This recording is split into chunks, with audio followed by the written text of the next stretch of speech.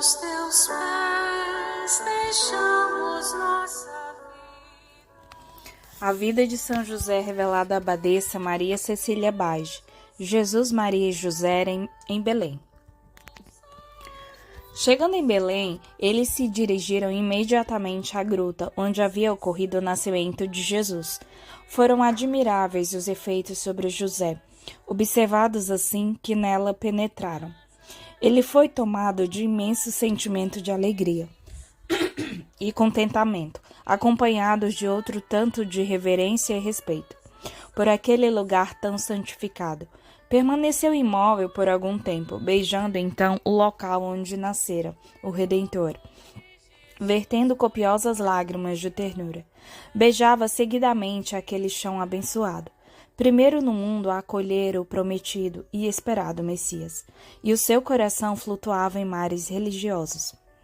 Teve um daqueles seus profundos êxtases, particularmente acentuado, sendo iluminado pelo Senhor com revelações de muitos segredos e mistérios. Voltando a si, tinha uma fisionomia tão radiante e luminosa que chegava mesmo a surpreender.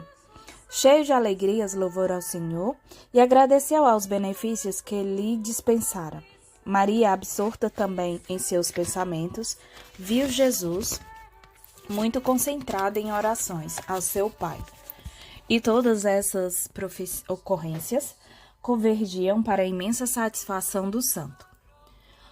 Terminada essas orações, sentiram-se todos confortados e refeitos, como se alimentando fartamente. Era como se o Senhor desejasse saciá-los também fisicamente, pois o avançado da hora impedia que José providenciasse quaisquer alimentos. Ele se sentia completamente satisfeito, mas temia que o mesmo não acontecesse com seus dois entes queridos. Perguntou-lhes se deveria dirigir-se à cidade em busca de comida, e pôde então saber que eles estavam saciados em sua fome. Assim, renderam suas graças ao Senhor, tomados de grande afeição e ternura por ele. José muito humildemente dizia: sinto-me constrangido com todos esses benefícios por parte do Senhor. Que conceda tais graças a ti, querido Jesus, e para a tua Santíssima Mãe. Posso entender sendo as personagens importantes que são, mas que isso se estenda também a mim, vil e humilde servo, me causa grande admiração. Eu não mereço, e jamais o merecerei. Por isso, tenho para mim que o Pai age dessa forma unicamente em consideração a vós, outros. Depois dessas palavras, Jesus passou a falar sobre providências e condescendências de seu Pai divino.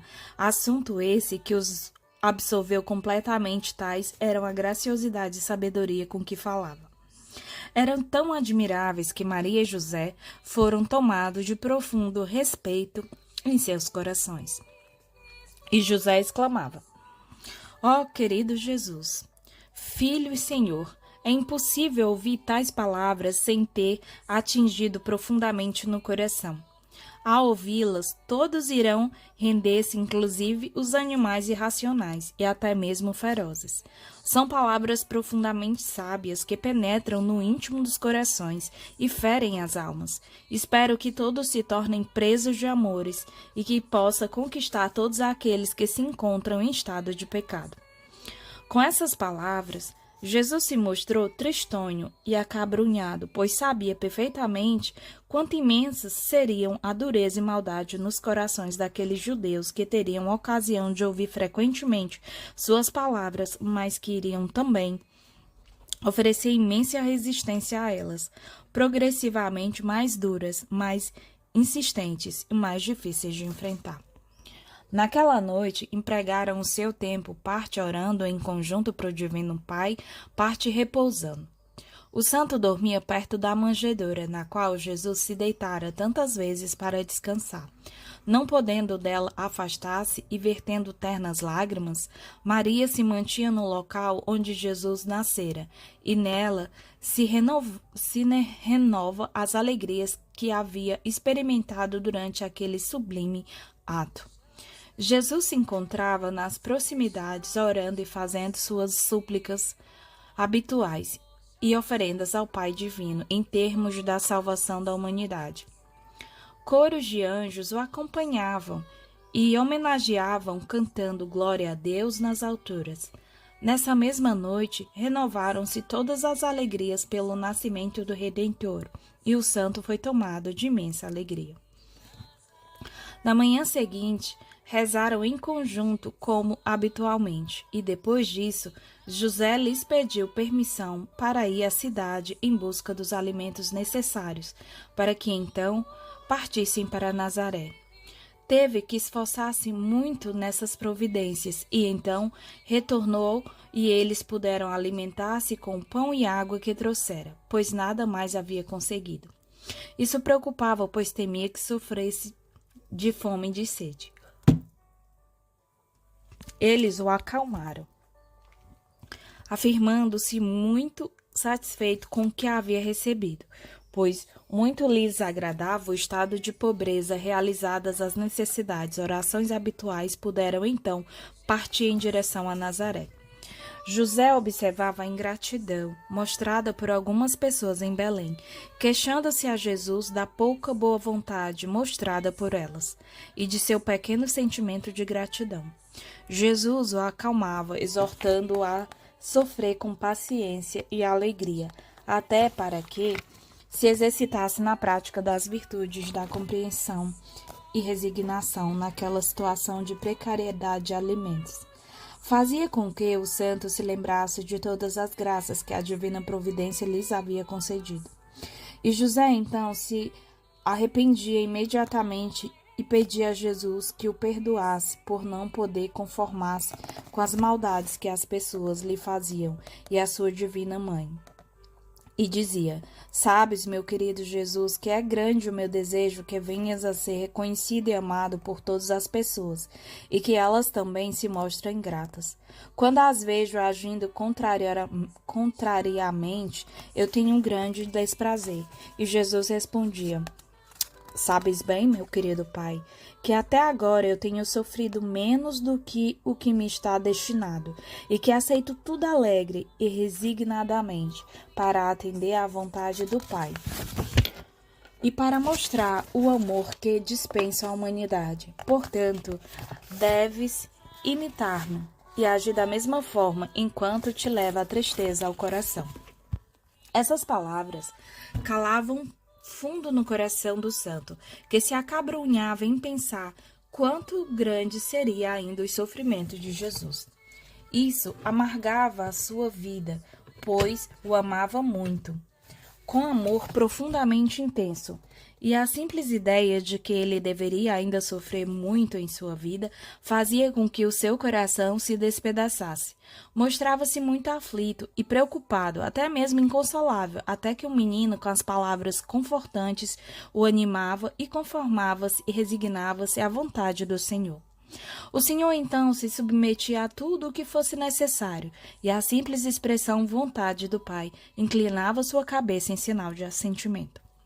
Nessa caminhada para Nazaré, José pôde observar verdadeiras maravilhas. Ao aproximar-se de sua terra natal, todos os animais foram ao encontro do Redentor, embora as pessoas não agissem também dessa forma. Todas as espécies de pássaros rendiam suas homenagens e festejavam com cantos a presença do Criador, mostrando seu contentamento ao saltitarem continuamente e cantarem. Vieram também animais selvagens e ferozes para as devidas reverências. O santo observava maravilhado e muito se alegrava com essas manifestações da natureza, pois até mesmo o ar diferente parecia mostrar sua alegria. E ele, todo contente, dizia para Jesus: ó, meu querido filho, todas as criaturas da natureza se mostram contentes com a tua volta a Nazaré. Até mesmo as plantas, à sua maneira, se mostram jubilosas, e o meu coração se alegra com tudo isso. Se assim agem os irracionais, o que farão nossos conterrâneos ao ver-te de volta? Ao verem tua beleza, graça, amabilidade, com certeza muitos se rejubilarão também os seus corações.